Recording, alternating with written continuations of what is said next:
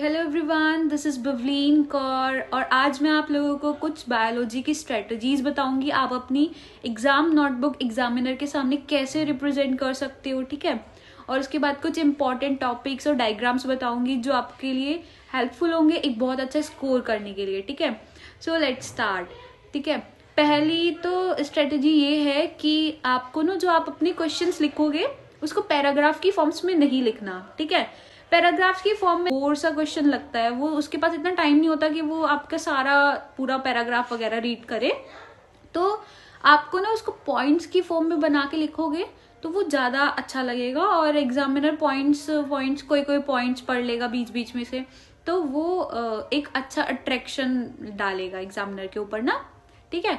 फिर उसके बाद सेकंड टिप ये है कि अगर आपके पास जैसे कोई लॉन्ग क्वेश्चन है, ठीक है, तो आपको ना उसके हेडिंग्स जरूर बनाने हैं बीच बीच में, क्योंकि वही सेम चीज एग्जामिनर के पास इतना टाइम नहीं होता वो आपकी पूरी पूरी थ्योरी पढ़े। तो आप ना बीच बीच में इंपॉर्टेंट हेडिंग्स डालना, तो उसके बारे में नीचे पॉइंट्स में उसके कुछ पॉइंट्स लिख देना, तो हेडिंग्स देख के एग्जामिनर को ये लगेगा कि हाँ बच्चे ने कुछ पढ़ा है, ठीक है। तो हो सकता है वो आपकी पूरी थ्योरी ना पढ़े, वो आपको हेडिंग से मतलब मेन उसके एक आधा पॉइंट देख ले, तो वो देखेगा हाँ बच्चे ने लिखा है पढ़ा है, तो फिर वो आपको एक अच्छा नंबर दे सकता है, ठीक है। फिर उसके बाद अगर आपको कोई भी क्वेश्चन नहीं आता बायो में तो उसको बिल्कुल भी स्किप नहीं करना है, ठीक है।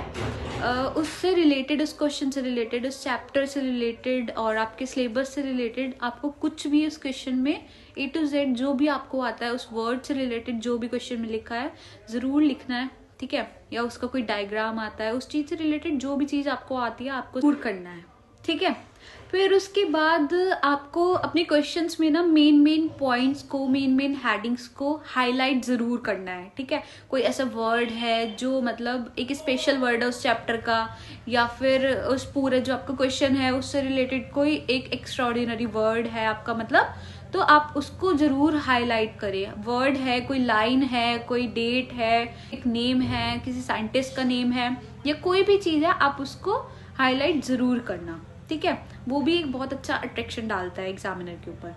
फिर उसके बाद आपको अपने क्वेश्चंस में फ्लो चार्ट्स का आप ज्यादा से ज्यादा यूज करना। फ्लो चार्ट्स में ना मतलब एग्जामिनर के पास वही सेम चीज टाइम तो होता नहीं, तो वो आपके फ्लो चार्ट इजिली एकदम से पढ़ लेगा, तो उसको पता होगा हाँ बच्चे को ये पॉइंट्स पता है, इस क्वेश्चन के सारे ये चीजें आती हैं। तो फ्लो चार्ट्स हो गए, आप उसके डायग्राम्स बना देना। कहीं पे अगर आपको डायग्राम बनाने के लिए कहा है वहां पे तो आप मस्ट बनाना ही बनाना, ठीक है। और कोई ऐसा क्वेश्चन है लॉन्ग है, थोड़े ज्यादा मार्क्स के क्वेश्चन है, तो आप उसका ना थ्योरी लिख के अगर आपके पास टाइम है तो आप उसका साइड में डायग्राम या फ्लो चार्ट जरूर बनाना, ठीक है। उससे आपको एक्स्ट्रा नंबर जरूर मिलेंगे अगर कहीं पे आपकी थ्योरी में कहीं पे मिस्टेक हो रही होगी, ठीक है। तो वो एग्जामिनर उसको कंपेयर करते हुए आपके डायग्राम में उसकी जगह पे और नंबर दे देगा, ठीक है। तो वो एक और हेल्पफुल है आपके लिए। फिर बायो में मेनली कुछ जो इम्पोर्टेंट डायग्राम्स हैं वो मैं आपको बताती हूँ। तो एक तो मेल रिप्रोडक्टिव सिस्टम का डायग्राम, फीमेल रिप्रोडक्टिव सिस्टम का डायग्राम, ठीक है। उसके बाद आपका स्पर्म का डायग्राम और एम्ब्रियो सेक का डायग्राम, ठीक। और ओव्यूल जो है एनाट्रोपस, ऑर्थोट्रोपस, ये ओव्यूल के डायग्राम बहुत इंपॉर्टेंट होते हैं, ये सब चीजें। फिर PBR 322 जो आपका सेलेक्टेबल मार्कर वाला जो डायग्राम है वो इम्पॉर्टेंट है, ठीक है। फिर आपका SL मिलर वाला जो एक्सपेरिमेंट है उसमें वो जो डायग्राम बना हुआ है वो इम्पॉर्टेंट है, ठीक। फिर आपका बायो रिएक्टर्स का जो डायग्राम है डाउनस्ट्रीम प्रोसेसेस में वो इम्पॉर्टेंट है। बायोगैस का डायग्राम वो इम्पॉर्टेंट है। एंटीबॉडी का डायग्राम जो है वो भी इम्पॉर्टेंट है, उससे भी पूछा जाता है, ठीक है। तो ये सब इम्पॉर्टेंट डायग्राम्स हैं और कुछ इम्पॉर्टेंट क्वेश्चंस भी हैं, जैसे कि आपका एक क्वेश्चन आ सकता है मेंस्ट्रुएशन साइकिल पर, ठीक है। फिर उसके बाद एड्स या कैंसर पे कोई सा एक क्वेश्चन आ सकता है आपका, लॉन्ग में भी पूछ सकता है आपसे, या फिर STDs, और या फिर जो वो आपकी टेक्निक्स जो हैं, आर्टिफिशियल टेक्निक्स जो हैं इनफर्टिलिटी वाली, वो थोड़ी इंपॉर्टेंट हो सकती हैं, ठीक।